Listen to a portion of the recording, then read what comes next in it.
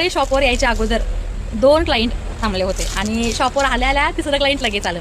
तर ते तिसरं क्लायंट आलं तिथून सुरुवात करते. त्यांचे काही ऑल्ट्रेशनचे टॉप होते ते त्यांनी ऑल्ट्रेशन करून ठेवलेले होते. 4 दिवस झालं मी नेले नव्हते. तर त्यांनी आज नेले आणि पुन्हा एक टॉप ऑल्ट्रेशनला दिलेला आहे स्लीव्ज लावायला. त्यानंतर दुसऱ्याच्या क्लायंट आल्या म्हणजे फर्स्ट टाइम आलेल्या थांबलेल्या पहिल्या नंबरला.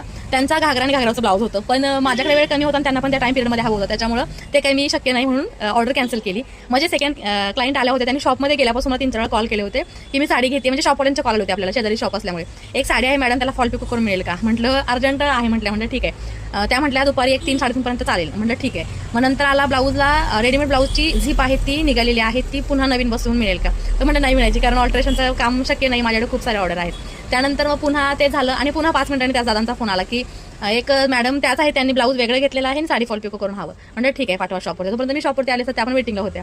मग त्यांना ब्लाऊज फिटिंगचं पाहिलं तर 40च्या साईजचं ब्लाऊज होतं आणि यांना 34-33 साईजचं ब्लाऊज फिटिंग करायचं होतं. तर गळा पण छोटा होता इथं त्यांना खूप असं टाईट होत होतं मुंडा टाईट आणि इथे जास्त चुन्या येत होत्या कारण साईज मोठी होती तर शोल्डर सुद्धा मोठा कापला होता. मला लहान साईज गेले की शोल्डर काय करता येत नाही इमर्जन्सीमध्ये आणि एवढं उकळून वगैरे सगळं खोलून वगैरे करता येत नाही. त्यामुळे फिटिंग त्यांना करवलं इकडे आणि मागे टक्स वगैरे टाकून दिल्या. तरी मग त्याला ते नीट बसत होतं पुन्हा डोऱ्या वगैरे लावून दिल्या कारण बघा रेडीमेड ब्लाऊजला इतके प्रॉब्लेम्स असतात तरी सुद्धा रेडीमेड ब्लाऊज घेतलं की क्लायंट कंप्लेंट करत नाही. आपण किती छान शिवा क्लायंटची कंप्लेंट असते तर ठरल्यासारखी असते. त्या डॉक्टर मॅडम होते त्यांनी स्वतः कबूल केलं की आता एवढं परफेक्ट आणि इतकं छान लागतं सगळ्यांना की कुठे ऍडजस्टमेंट करत नाहीत आताच्या मुली. म्हटलं मुली काही लेडीज पण तशाच आहेत आम्हाला सगळ्यांचे अनुभव तसे रोज येतात. तर छान होत्या गप्पा मारत त्यांच्या बसल्या आता आणि त्यांच्या टायर झाली गाडीची पंक्चर. त्यांच्यामध्ये मिस्टर गेले गाडीची टायर पंक्चर करायला त्या माझ्या काउंटरला थांबून होत्या. मग साडीची फॉल पिकोला घेतलेली मी अर्जंटमध्ये ती त्यांना 3.5 देते म्हटलेलं पण त्या म्हटल्या मी इथं थांबतीये. आता म्हटलं टायर पंक्चर झालाय बदलायचं आहे म्हणजे त्यांना एक 15 ते 20 मिनिटं किंवा लईतले अर्धा तास तरी लागेल.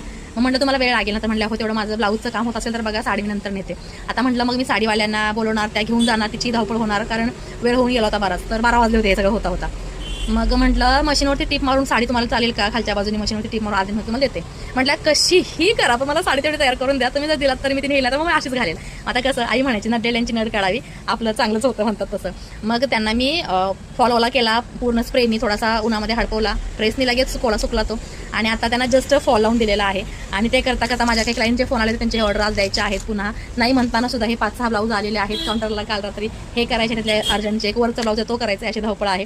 आणि त्या मॅडम खुश होऊन गेल्या थँक्यू म्हणून गेल्या. त्यांना साडी फॉल पिको इथल्या ते मी करून दिली. माझं कटिंग काही झालेलं नाही आता पुन्हा आमचं एक काम सगळ्याच उशिरा होईल. मी सुद्धा क्लायंटला सांगितलं आमची टायर पंक्चर झाली म्हणून उशीर झाला त्यांना म्हणा तुमचा कारणाचा लावते हसत होत्या.